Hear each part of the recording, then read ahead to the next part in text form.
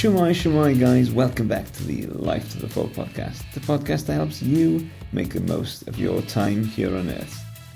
My name is Dav Morse, and I'm here to remind you that life is a mist. It'll be gone before we know it, so we're going to make the most of it whilst we're still here. Today, we have another interview coming up. This time is an interview with my friend Ed Moss. Ed is a fascinating guy.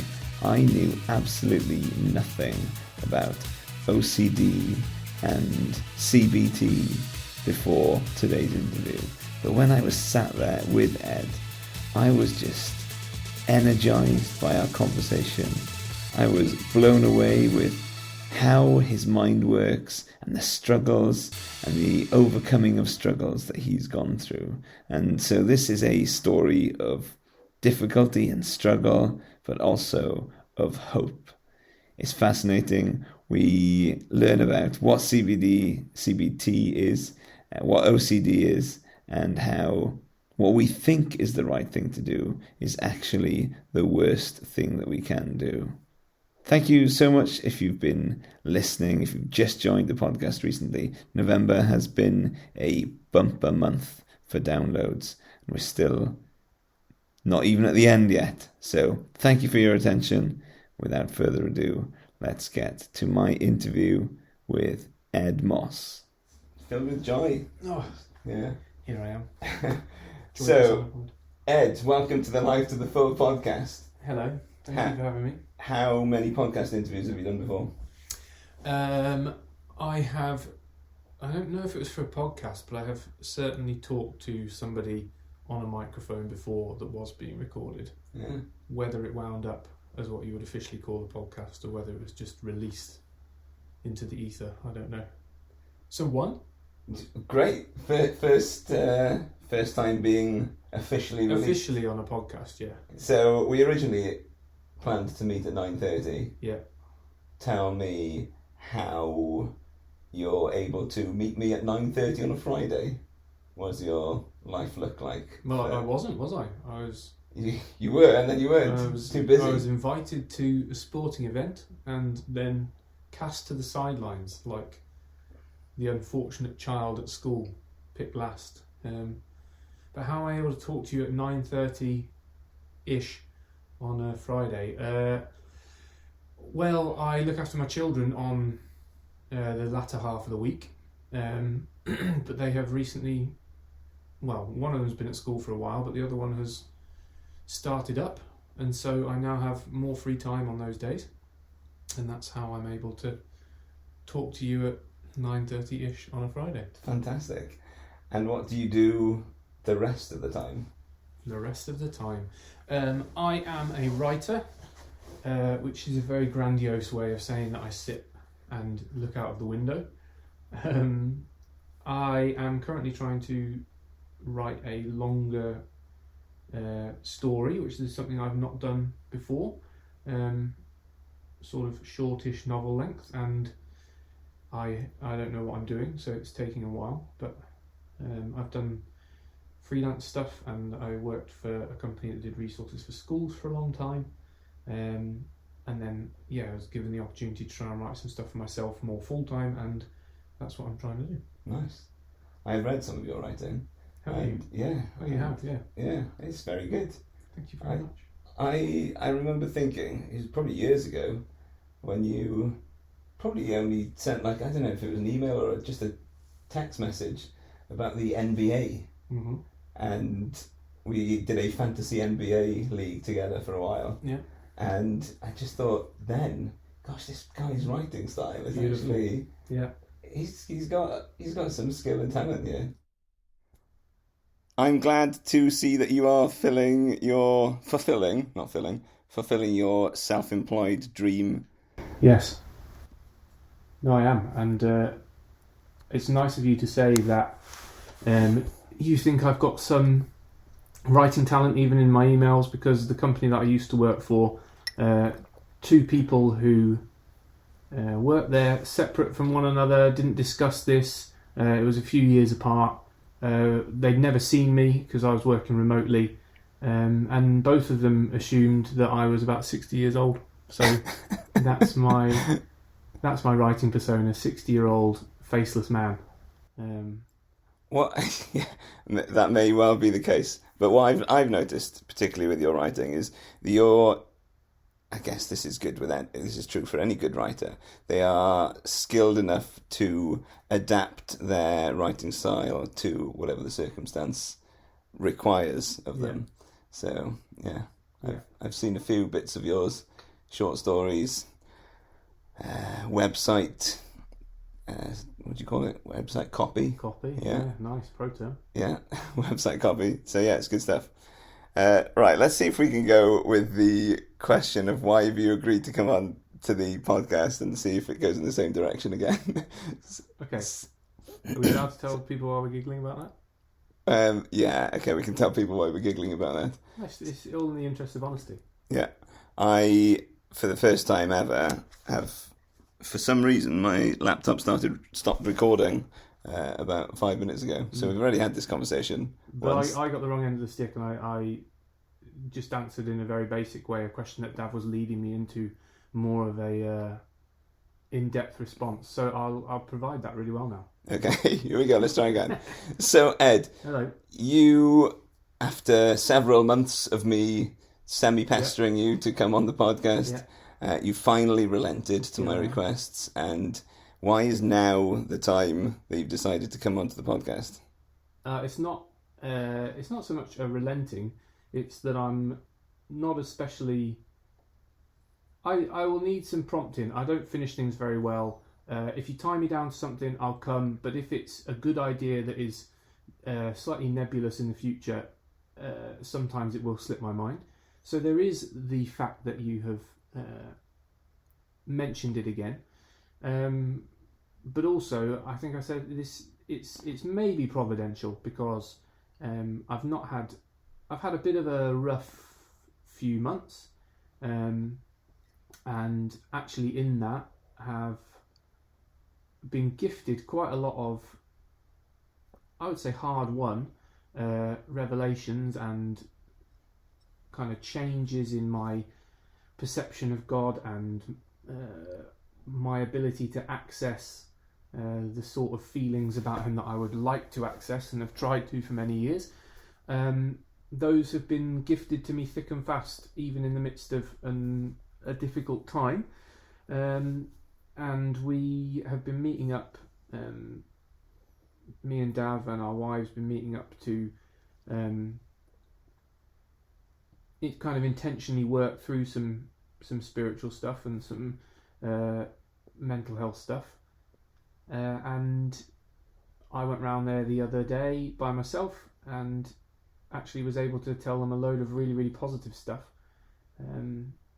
which a lot of my life is very, very positive, but in this kind of sphere of my life, mental health, opinion of self, and relationship with God, it has been for possibly decades. I'm 36, if you need to know that. Not 60. So, no, but so a large proportion of my life, it has been. That's been an area that has been difficult, and I've been quite down on, and it's been a bit of a trudge. And so actually going to Dav and being able to say, well, I've been going through the mill, but here's all this positive stuff, and there's stuff in there that I've been praying for 10 years that's now all coming out. Maybe my lax responses to invitations to this podcast, should we put it like that, has been providential, because now we get a bit of a happy ending. Yeah, that is very much exciting. I mean, I was very excited for you when you were able to share some of the things that you've been through and have come through. Let's take a little step back. Mm-hmm. Was there a time in your life where you thought, I don't think something's quite right, or maybe that's not the right phrasing. I seem to be struggling with something that maybe some people others don't, you know. So I have OCD. I have, well, for the most part, it's been about spiritual things. It tends to go after the most important things in your life, because the most important things are the things you're most scared about things happening to. And I probably also got some generalised anxiety in that, or certainly over the last few months I've had either OCD linking into my health, or also kind of a lovely smorgasbord of that and health anxiety as well, which has been new. And new is always difficult, because you can work your way through the ones that you're used to and get to some sort of a steady place with them, but then new ones are new, and over time you get better at noticing that you're falling into something and then start dealing with it the right way. But it does snag you and catch you. And the first time I properly saw that this was happening was in between second and third year of uni. So that's way back in 2012 or 2013, I can't remember. Maybe 2011. Golly, I'm old. Anyway, back about then, and I was on holiday with my family, and I'd always had, like, I'd been a Christian since I was 3 or 5 or something, and I'd spent a lot of my teenage years doing a lot of reading about if my friend said this to me or questioned that, what would I say to them? I better make sure I've got a response, I've got an argument, I've got it all weighed up and laid out, and all of that had been quite good for me. I felt quite confident in all of my apologetics and all that kind of stuff. And then one day I just read a newspaper headline on holiday with my family. It was when Stephen Hawking released a book about the universe and how he thinks it was put together, and the headline just said on a newspaper, Hawking, God did not create universe. And I'd seen lots of things like that and people asking questions like that, and nothing had happened to me. But for whatever reason, I read that and my whole belly just filled with dread of, like, oh, that's true. Everything I've ever known has fallen apart. How can I get away from this? What's the answer to this? Is there an answer to this? Or is the bedrock of my life falling apart? The bedrock of my family's life falling apart? Is everything meaningless? Am I sat in this car with mum and dad and my siblings, and are they just bone and matter and irrelevant and ultimately irrelevant and all this kind of stuff? And I had all that in a big wash, and couldn't get away from it, couldn't stop thinking about it. My mind was turning over and over, and everything I offered up to stand in the way of it had a hole poked in it, a kind of a what if hole. Yeah, but what about this? What if this person who you're thinking about, what if they're just wrong? Or what if this? Or what if... all sorts of crazy what ifs. And I got more and more anxious, and I knew straight away that was like nothing I'd ever really felt before. I'm sure I had traits of OCD for my whole life, but it had never, or at least of OC, but it had never fallen into being a disorder. Mm-hmm. And that just, it was one moment and it just all went whoosh. And the next morning I woke up and it was the first thing I felt and the first thing I thought about, and it just carried on going like that. Wow. So you mentioned possibly OC traits. Mm-hmm. For somebody, I mean, I've known you for a little while, so I've picked up a little bit here and there of what that might look like. But for me, having talked to you for a number of years, it seems to me that it might be a bit frustrating to hear somebody say, "Oh, I've got OCD. I need to make sure that my hands are clean," or mm-hmm. "Oh, I've got OCD. I need to make sure that my right angles are on my desk." Mm-hmm. People use it quite flippantly. Mm-hmm. how's that make you feel, and can you explain what it is more than just... Yeah. For me personally, I've never felt some big annoyance or offence at that. I think I'm fairly, apart from with myself and apart from with the things that I fret about, I think I'm fairly laid back and fairly chilled in my judgment of people. So it doesn't really bother me if someone says, "Oh, I'm so OCD, I need to make sure that my socks are in pairs."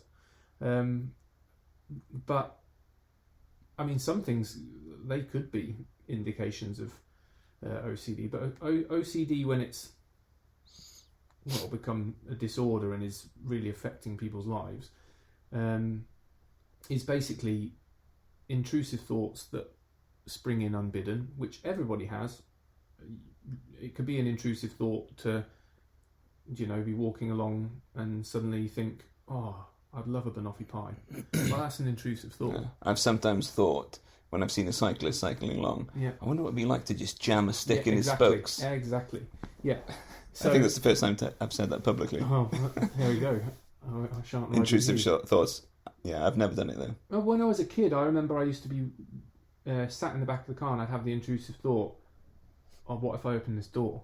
I could open that door.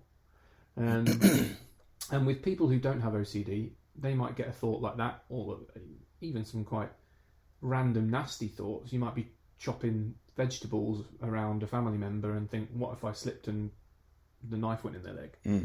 Which isn't a nice thought. But most people, people who don't have OCD, or at least are not disordered with it, just go, "Oh, that wasn't a nice thought. I'm glad that didn't happen." And then just carry on chopping the onions. Yeah. But what would happen with somebody with OCD about that would be they would feel very strongly the risk of that, and if there's any risk at all, it would feel like you must treat it as 100% because you can't take that risk. So let's get away from something with a knife because that's not very nice, but like say you touch some raw chicken and then you think, "Oh, I could lick that and I could get ill," or "My child could touch me and then lick that and then get ill," or like there is a risk there of that happening, but it might be a fairly small risk. But either way, somebody without OCD may wash their hands, would wash their hands. You might wash your hands, but then you get the relief of that would get popped like a balloon popping by another what if thought.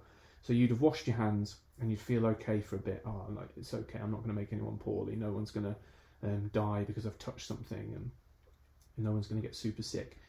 And then that relief is happening, and then another thought comes in that goes, "Are you 100% sure you washed them well enough to be 100% sure that there's no risk, that someone's ever going to get ill?" And the minute you can ask, "Are you 100% sure?" Well, then if you've got OCD, that the anxiety spikes, your brain stops thinking particularly logically, and because it's made you fearful, you respond going, "Well, if there's a fear, there must be a threat, so I'm not 100% sure that my hand washing was good enough. The sensible thing to do is to wash my hands again." So then you wash your hands again and you think, "Oh, good, I washed them really well." And then you walk away, you've got the relief, and you just get a thought, "Yeah, but are you sure that soap, it says it kills 99.9% of bacteria, but that's not 100%. So how are you going to know that it's 100%? Well, I'll wash my hands for longer, or I'll use 2 different types of soap." So then you go out, because you can't take the risk of making your child ill. And when you've got an OCD brain, that risk feels, your response that your nervous system and your brain has is, if there's the slightest hint of a risk, and there always can be if you can just say "what if" about something and that makes you scared, the moment there's that fear about it, it comes in whoosh, a big whoosh, and you treat it 100% like it's going to happen, and you're the only one who can stave it off. Every risk is 100%, so I've got to stave it off, so I must do something, and it would be irresponsible. It's my responsibility to stop this. So then you go out and buy another soap, and you wash with both soaps and you wash for 4 minutes and you think, yes, I'm okay. But unfortunately, it just feeding that obsessions, the obsessive thoughts of I'm going to make someone ill. What if I've done this? What if I've done that? What if this happens? Feeding that with the compulsion of I must then wash my hands. I must buy more soap. I must actually wash my arms because I don't know how high up that went. All that does is make it spiral further and further. So you can end up with people who, unfortunately, every time they go to the loo, they need a 4-hour shower. Yeah. And then that's not enough. Yeah. And it's, I don't know if it is now, but it's, at one point it was on the World Health Organization's top 10 most debilitating illnesses. Wow. Because eventually people can just not do anything apart from compulsion. I suppose if you're constantly like feeding that cycle of obsessive thought, compulsive action, and then each time it gets like bigger and bigger, you can easily see how that's going to debilitate.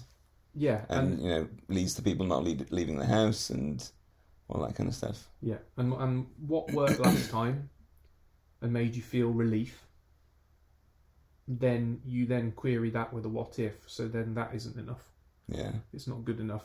I mean, for me, with my first bout of OCD, with the Stephen Hawking thing, obviously it mutates over time. It doesn't just stay obsessed with what Stephen Hawking says. You think about that, and then actually you think about, because it's all what ifs, it's all querying, it's all that sort of thing. You then think about something some other scientist said, or something your friend said, or something you read once years ago, and so then you go, oh well, I'll get this scientist who says this. Oh good, that's made me feel better. They said actually this. Phew. And then the thought comes in, what if that scientist's wrong? So then you find another one, and so then you're reading 2 different scientists. You go, no, I feel okay now. They both said that philosophically this doesn't work because of blah blah blah. And you're like, yeah, but what if they're both deluded? So then it goes on forever. Yeah, it goes on forever. Yeah, that's wild. It's horrible. Horrible. Yeah, I mean, for somebody who doesn't have those thoughts in quite the same way, it just sounds exhausting and like you said, debilitating. It's constant, really. And like I said, it can be all sorts of things that it can attach to, because ultimately what it's dealing with is something that you see as very precious. Your kind of risk aversion just goes doolally. So people get it about health, and they end up washing a lot and not touching door handles, not touching shopping trolleys, that kind of thing. But then you get people who are worried about like losing their house and their possessions, so they check all the light switches and the not light switches, all of the plug socket switches. They lock the door, they walk away, they go, am I sure I locked it? Well, I wouldn't ask that question if I was sure, so I'm not 100% sure, so I'll just go back and check. And it can take 20 minutes to leave the house, like it can take longer. You can have folks like me who get it about spiritual things. I had it about the existence of God for that first bout. That went on for about 8 months. And then a few years later, I had it start about my salvation. Have I committed the unforgivable sin? Have I sinned so much that I'm beyond grace? Have I somehow put myself outside of Jesus helping me? Which obviously is the most important thing, and the flip side of it, of eternity without him, is a horrifying thing to think about. So the dread is really there, and I obviously didn't want to risk that.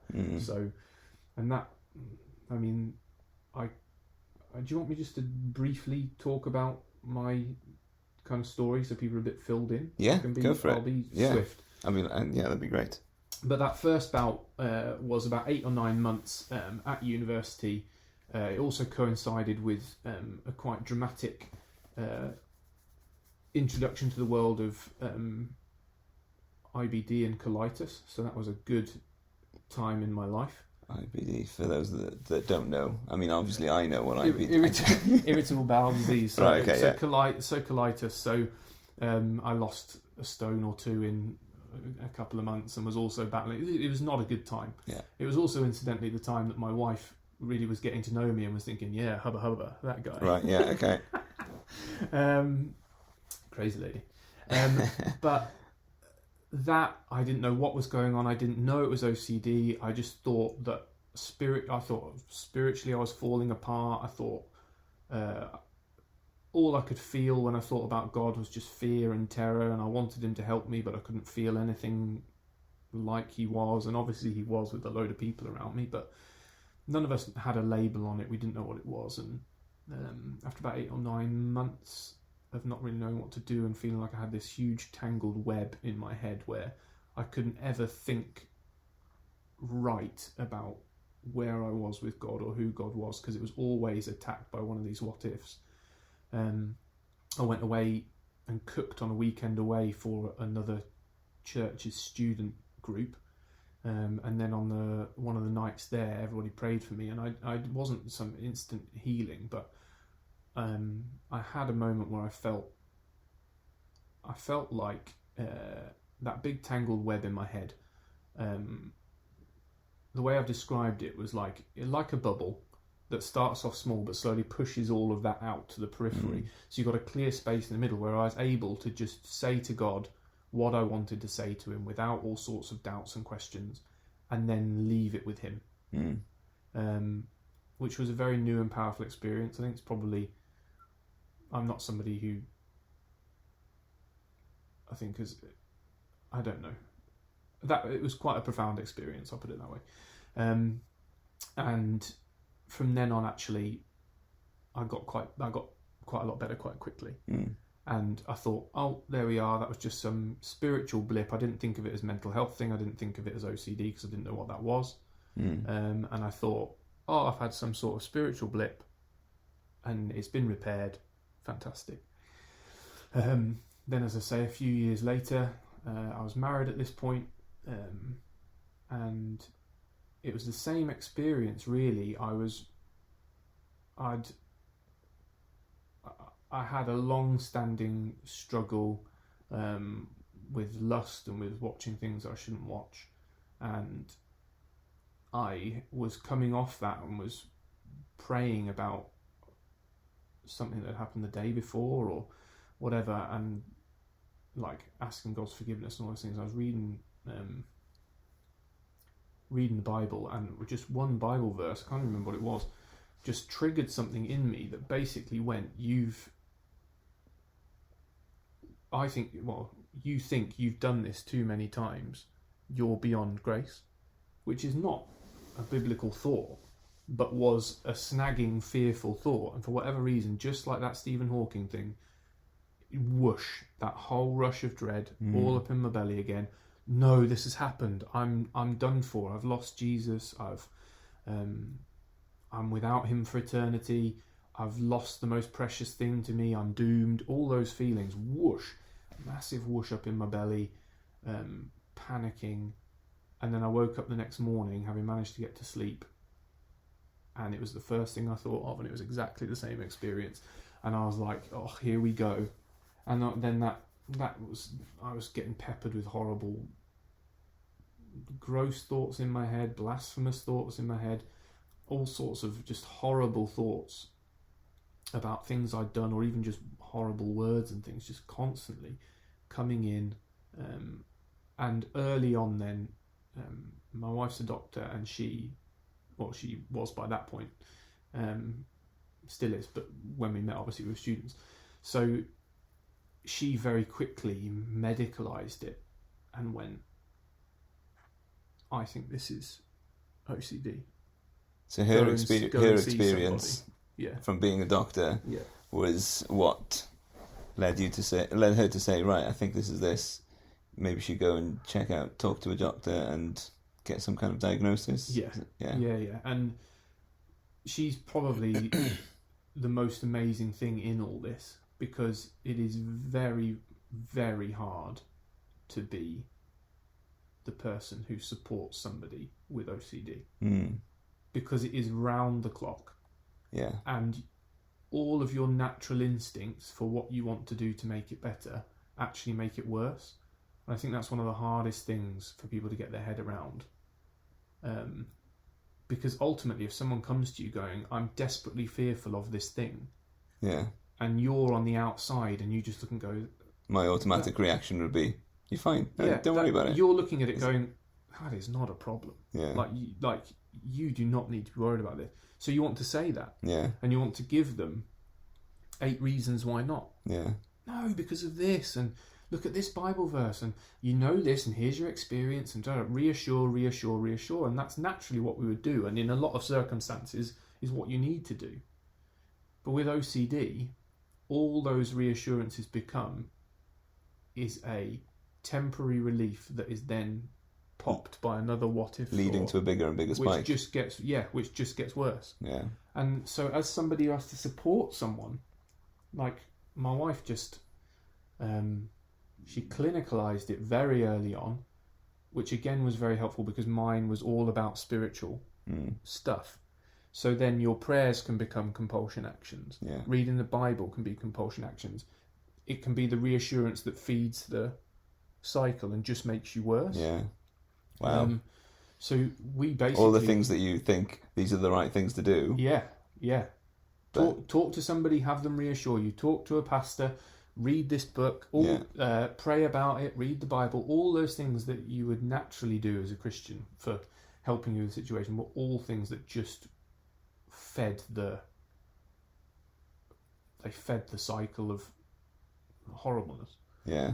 And so, go on. One of the things that stood out to me when you came around quite recently was her ability to just completely shut down any sort of reassuring. And gee whiz, it's brutal. you're there. Well, I mean, didn't see it, but you were talking about how you'd be there, saying these things, thinking, I really want somebody to reassure me that this is okay, and she would just not give you anything. Yeah. And that would be the best thing. Yeah. Horrible. Yeah, that's and so unnatural. Brutal for both of you. Horrible for her. So hard. Horrible for her. So frustrating and desperate for me. Yeah. But it is the path out, and we've done it enough times now that we know it works. Yeah. So when I was ill the second time, with all the stuff to do with my salvation, and my wife was like, right, this is a medical problem, there's medicines that can help slow down your thoughts, reduce anxiety, that'll give you enough space to start doing CBT, which is cognitive behaviour therapy, which is kind of actively processing how you think and trying to change it. And it's a real grind, but is very much what got me out of it. So highly recommend. And she was like, we're going down that route. You don't need to be prayed for. People can pray for you behind the scenes. Very good. But you don't need to go to somebody and be prayed for, because that will just make you worse. Which sounds so counterintuitive. And obviously in all of this, God could just take it away in an instant. That's a possibility. And it's sort of what happened with my first bout. But this second bout, okay, that didn't happen. We're going to treat it as a medical problem with medical solutions. We're going to de-spiritualize it, and we are going to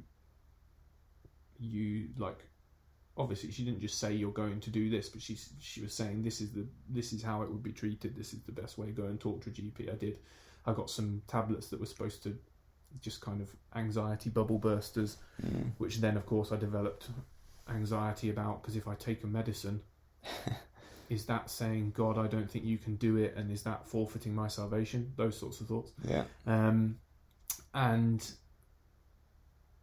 we went down that route, and I did CBT with a group of people who also had OCD. I'm just telling you the whole story now. No, that's great. I'm loving it. So I went on an SSRI, which is a selective serotonin reuptake inhibitor, basically an antidepressant. Yeah. And that started to slow down a little bit all my panic thoughts and kind of the tumult of them rolling on. Slowed it down enough that I had a chance for the CBT to work, had a chance to process them a bit. And I waited for a while, but got on like an NHS mental health group, which was me and a few others. And the way the maths worked out, I could have had an hour 1-to-1 rather than 2 hours with the group or something. We worked it out with a number of specialists who were there helping us. And I was like, why on earth would I go to a group? Like, why can't they just talk to me for an hour? And I really was annoyed about that. And then I turned up to the group, and honestly, it was one of the best things. Yeah. Because I was looking sideways at people whose brain worked exactly the same as mine, which was super helpful. Because I was like, oh, this is just a thing. Yeah. Do you know? This isn't some special case for me. Yeah. This is just a thing that happens in some people's brains. And I would look down the table, and there'd be somebody who was worried about washing and health. There was somebody who was worried about the security of their house. Somebody who was worried about something to do with a relationship, where like all sorts of stuff. And some people who had very tricky things that you almost couldn't understand, because at one level, if you go around eating dirt, you might get poorly. So there is some sort of link there. There were things that other people had which, to my mind, I couldn't really see much of a link, but it scared them, and that was all that was necessary. I was going to say, was that something from your point of view where for you your spiritual thoughts were so real, and it's like, well, it's got to be this, and you could look at somebody else and see the irrationality of their thoughts? 100%. Yeah. Like, so I think some people get worried that if they talk to people who've also got it, they're going to like catch their thoughts, you know, and add them to the bucket. I was looking down the line, I was going, man, I know exactly how you're thinking and feeling. I know exactly why your brain is saying this, why you're doing this.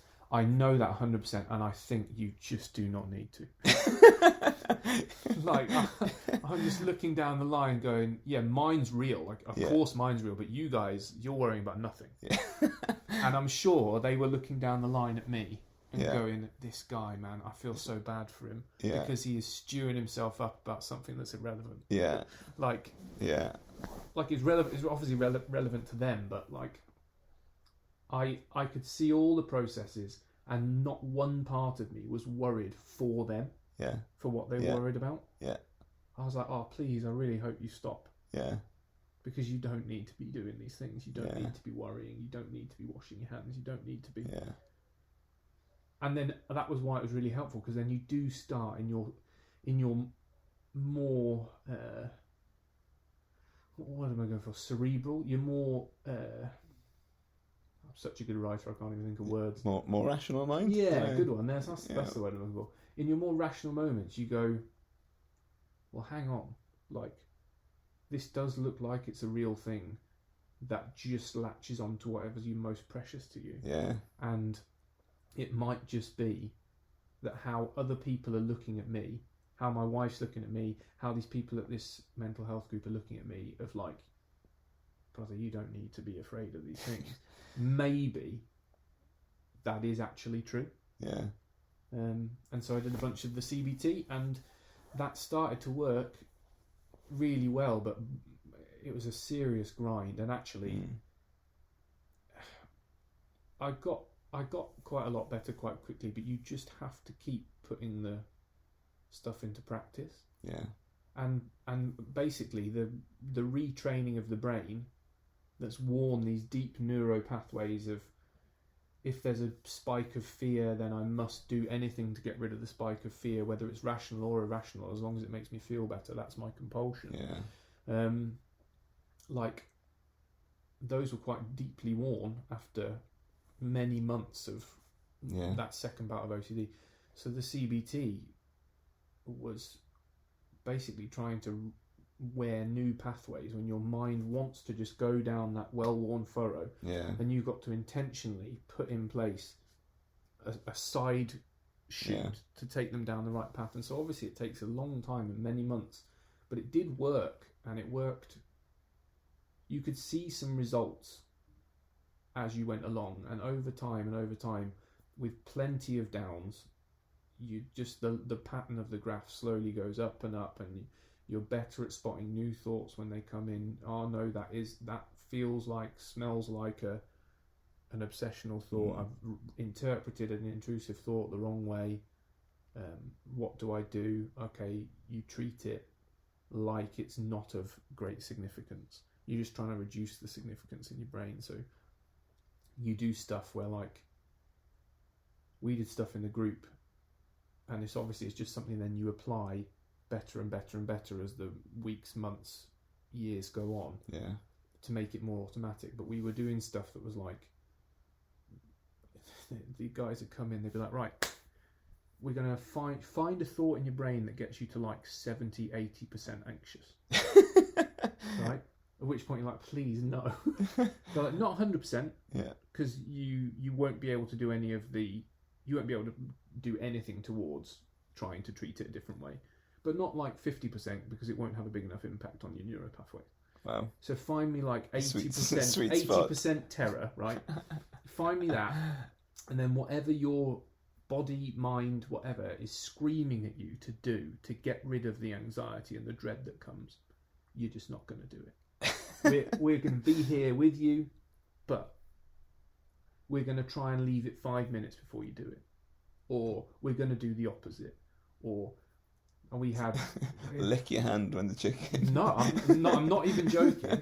I'm not even joking. We had I had a lot of horrible blasphemous thoughts, saying horrible things about God, and they were like, right, you're going to say them out loud, and I was like, I do not, and they were like, nah, but we'll all do it.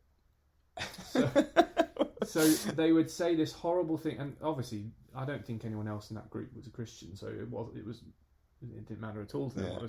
But for me, it was absolutely awful. But it would come down the line. They'd say this horrible thing. They'd just repeat it. Horrible. It would get to me, and eventually I'd say it, and it would just go around the group. We'd just do that, and I'd feel horrible. But the saying of it out, my kind of one of my compulsions was, if I have a thought coming into my head that I don't like, I would basically make a louder noise out loud to just not have it enter my brain. Yeah. You can imagine how inconvenient that is. It's crazy. Yeah. But just there you go. Yeah, just hisses and louder noises, or sometimes even, this is flipping terrible, but your brain just wants to do anything to get rid of the anxiety. So I would say out loud a word that I thought was very bad, but not quite as bad as the thought in my head, as like setting off like a little charge to the side to distract me. And you can imagine how that goes when you're in the middle of a meal, or you're at church or something, and you just not shout out, but strain out quite an aggressive swear word. That's pretty solid. Yeah, that is pretty intense. Often at the quietest, most reflective moments of a service, because that's when everybody's just said, right, we're going to think about what the Holy Spirit's saying. Yeah. You say the Holy Spirit to me, that's a massive trigger for where my mind is at. So then everyone goes quiet, and I'm just this hissing swear words under my breath. It's crazy. But no, I did the CBT, and over many, many years, it got much, much better. So you've, up to now, in the story, you've had 2 serious bouts of OCD, and in the meantime, it's kind of been okay. Yeah, everything's been fine. Like, you see traits. Yeah. Like, I'm a classic check the door at least 2 times before I leave. Yeah. But that's never blossomed into some full blown. Yeah. But and now, so since that second one, how many more have you experienced since then, or has that been it? So you have flickers of things, and something that's really nice with the CBT is that for so many years now I've been just running those processes, have been retraining my response to anxious, intrusive thoughts, So that actually, if I've had little flickers of, I've had ones about relationships, I've had ones about my family, I've got the kids now, so I have thoughts about them that are scary and anxious, but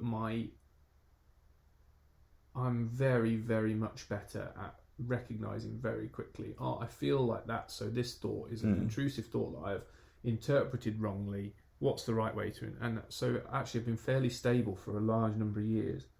And then this summer was on holiday, and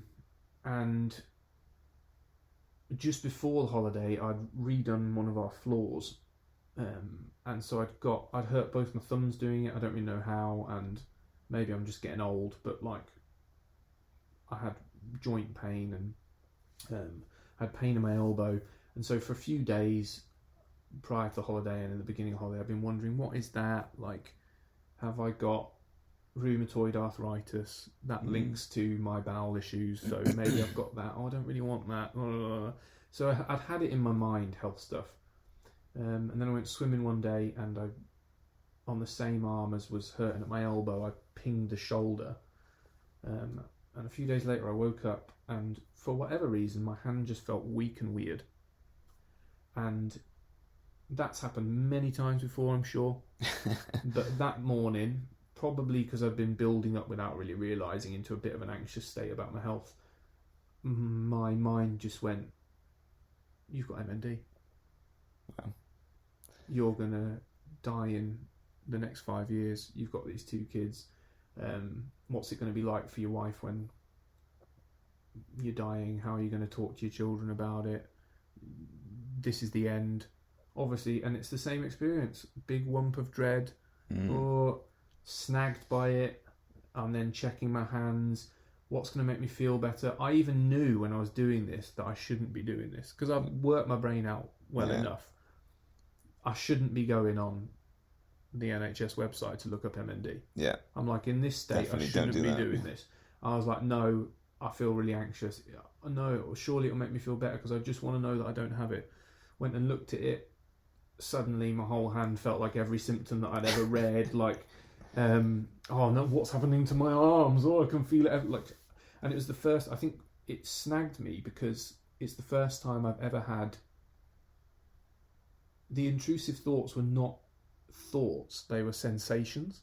Well, yeah, okay. Do you know? There were feelings in my body. So it's same but different. Yeah, and once it's different, you're like, That's what you said earlier about it changes into something slightly different, and then the new norm, well, not the new fear is different, and that's enough to make you think, oh, I can't cope with this anymore. And like I said, I got very good at spotting those mutations when they would appear, or when a new style of thought was coming in, or something about something new was coming in.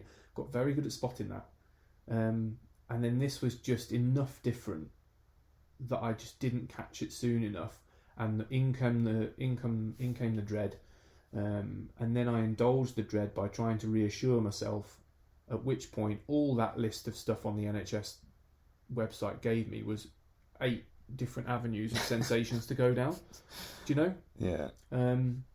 But this is one of the nice bits of the story. It's not the final nice ending of the story, which I know we're getting to. But I was back on a level keel. So bear in mind, my first bout was 8 or 9 months and was resolved mostly because of that night of prayer. Not really much from me. My second bout was an intense kind of year, and then I was dragging myself out with CBT, and there's just been little ripples and aftershocks of it ever since, really, but at a much, like, I've functioned totally fine and normal as a human being, just making the occasional noise. Like, I've been fine, but that's been a large number of years. And certainly took me a year and a half to get to any real semblance of normal. But this time, because I've done so much CBT, hallelujah CBT, I was in that dread patch at the beginning, but I never went as deep as I would have done, because straight away, pretty much on that first day, maybe the second, I was like, this is... It's because I woke up the next day. I keep talking about the waking up. You wake up the next day and it's the first thing in your mind and you feel all the dread again. You're like, I'm in this now. Yeah. And after about 3 weeks, 4 weeks of just going, right, we're in one of these things. I know what I've got to do. Which is... And my wife knows what to do as well. Yeah. Which is we are doing no reassurance. And you can imagine, this is a medical thing. And this is when I must have seen you then, at that time. Or was it maybe a little bit after? Yeah. Maybe. Yeah. And my wife's a doctor, so obviously with a medical-based OCD, the temptation or the begging of like, please just tell me. Like if you don't look panicked, do you know? Yeah. You are not worried that I've got MND. You're not worried I've got anything. So please tell me why I don't. But she just wouldn't, because she was like, if I do that, anything I say can and will be used against me in the court of law of your head. Yeah. So like, I would tell her all these terrible, sad things that I was worried about, and we'd get to the end of it, and she'd basically go, "Okay, that sounds hard." And inside, I'm sure she's just crying out, "I really want to take this away from him," but we both know, and so because we're in that patch. After about 3 weeks, 4 weeks, I was back to pretty normal. And then it went on for about a month of feeling pretty normal. And then I checked my hands, which I wasn't supposed to do. Yeah. Looked at it and thought, golly, the muscles look slightly different between my two, one side and the other. Whoosh, in comes the dread again. Thought about it the next morning, running on, I'm like, flip, like, I'm in it again. But that again was about 3 weeks of it's a grind. It's a horrendous grind. You fully believe that you've got MND and you're going to die in however long, and all of the sadness and all of the everything of that. You're living this imagined world. You're living it. You're actually living it. The sensations are all real, even if they're false, which doesn't make much sense. But you know what I mean. The anxiety is very real. Complete sense. Yeah. You're living a dream basically, and horrendous. Can't even imagine doing it for a day. Oh, it just must be so hard. It's so bleak. Yeah. But then after 3 or 4 weeks, I'm fairly normal about it now, and that's a testament to knowing what to do and having done it so many thousands of times before. That I can have what I would consider my third big bout, and it be resolved with no medicine, no external input, just me and my brain and a lovely wife and friends who know a bit what to do. Yeah. It's a real testament to how good CBT can be and how good it is to have good people around who understand what's going on. And that basically brings us to hope. Oh yeah. Yeah, brings us to present day and back to where we started, which was the conversation we had a few weeks ago that was much more hopeful. Because this is the first bout of OCD or anxiety that hasn't been about something spiritual. Yeah. So I have been allowed to pray, read the Bible, and try and imagine that God is looking after me in it, rather than not being even allowed to try and think about that. Yeah. Which has been, it's been horrendous. Don't get me wrong, but it has been, that side of it has been lovely, and for many, many years, probably influenced by OCD, influenced by a personality that does tend towards the negative and tend towards things will probably go wrong rather than go right, and wants to spot those.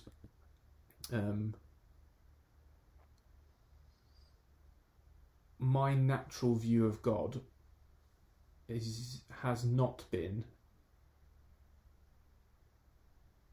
one of easily accessing him liking me or smiling very much at me or loving me beyond more of a legal sense. It's very easy for me to believe that he or has been very easy for me to believe that he has semi-accidentally legally obligated himself to commit to loving me. Yeah. Oh, he's prayed a prayer for salvation. Yeah. Ugh, why did it have to be him? But all the time, just a little. He is just useless though. Well, we're getting around with the Trinity, going, we have to, guys. We've said we will. Do you know, like that sort of thing has been more my instinct, and for years, decades, I've been praying for that not to be it. Yeah. I've known that that's not it, but it's like I can't see out of it. I can't feel out of it. Always a positive, hopeful thought about God, particularly since that big bout with all the stuff about salvation, but has just been robbed.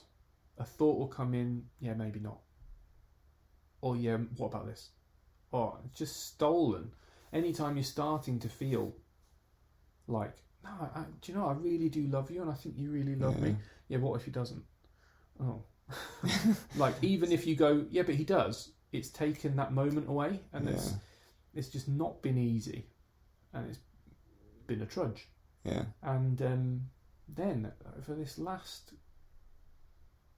so in this third bout of OCD, the health anxiety one, there's been those two kind of down and then back up and then down again. In that second down, a load of things that have probably been ticking away under the surface the last few months, years, little inklings of what God's really like since having kids and being a dad, seeing little snippets of what he might feel like about me.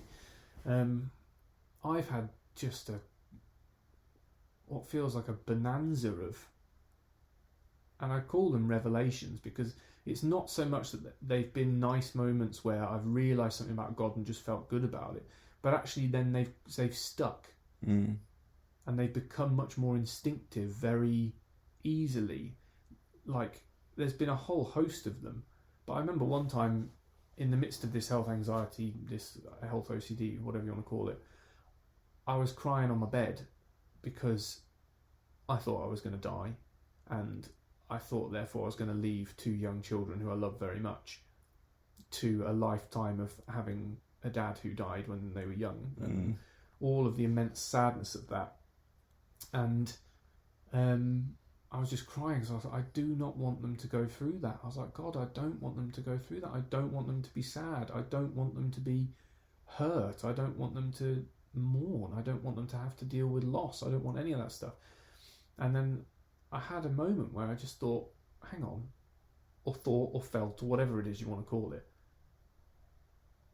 That's how God's looking at you as you cry on a bed. Yeah. Like, and for whatever reason, was just allowed to believe it, and it was wonderful. I was just like, he does. He really cares about me on this bed more than I care about my two kids in this imaginary scenario that I'm crying about. Yeah. Like, no, he really does. And from then on, I was like, well, if he does feel about you like that, and he can break through all of this to give you that epiphany, whatever you want to call it, then of course he wants to talk to you. Of course he wants to give you good things. It was like all of the things that I had found so hard to believe just suddenly were like, well, of course.